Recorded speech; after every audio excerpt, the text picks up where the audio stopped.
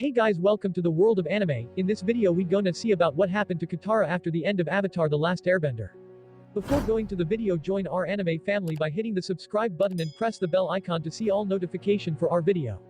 In Avatar, The Last Airbender, Katara grew from a humble southern water tribe villager with a few waterbending tricks to a waterbending master and healer, but what happened to her after the show ended?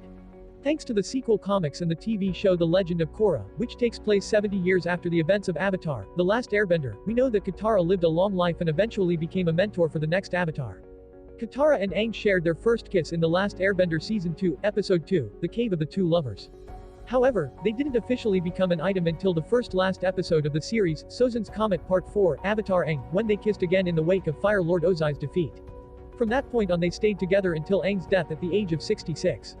Katara also outlived her brother, Sokka, who is already dead by the time The Legend of Korra begins. However, her old friends Zuko and Toph are still alive in the sequel series. Katara lived through an interesting time in the history of her world, as the lines between the four nations blurred and a new country emerged, the United Republic of Nations. The defeat of Ozai was followed by an industrial revolution and great leaps forward in technology. By the time The Legend of Korra begins, Katara is 85 years old and living in a world with radio and moving pictures. The Avatar, The Last Airbender comics pick up immediately after the end of the series and detail the early days of Aang, Zuko, and other leaders building a new world out of the ashes of the 100-Year War. Katara goes on various adventures with Team Avatar, enjoying the glow of her new relationship with Aang. They call each other sweetie, a habit that gives Sokka the oogies. However, Katara's biggest story in the comics comes when she returns home to the Southern Water Tribe in the trilogy, North and South, only to discover that the village she grew up in has become a massive sprawling city.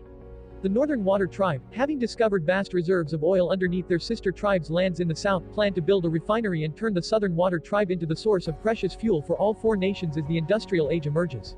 Katara is upset by how much her home has changed since she's been gone, and even more upset when she learns that her and Sokka's father, Hakoda, has a new girlfriend, a Northern Water Tribe architect called Melina. Now head chieftain of the Southern Water Tribe, Hakoda is helping Melina and her brother with the so-called Southern Reconstruction Project. However, insurgent forces within the Southern Water Tribe believe correctly that the Northern Water Tribe is using the city construction and the building of the refinery to turn the South into effectively a colony of the North. A tribesman called Gillick attempts to kill Hakoda and take his place as chieftain, but Katara is fortunately able to use her healing powers to save her father's life after he is stabbed. By the end of the comic, Katara comes to accept that she and Sokka will never have their simple village life back again, and even accepts her father's new relationship with Melina. Though Gillick's attempted usurpation is stopped, the tensions that arise in North and South don't go away. In The Legend of Korra Season 2, a civil war breaks out between the Northern and Southern Water Tribes, eventually culminating in the Southern Water Tribe declaring its independence. Check the top I button for know the relationship life of Katara up to The Legend of Korra, and if you like this video don't forget to mention your feedback in the comments section below.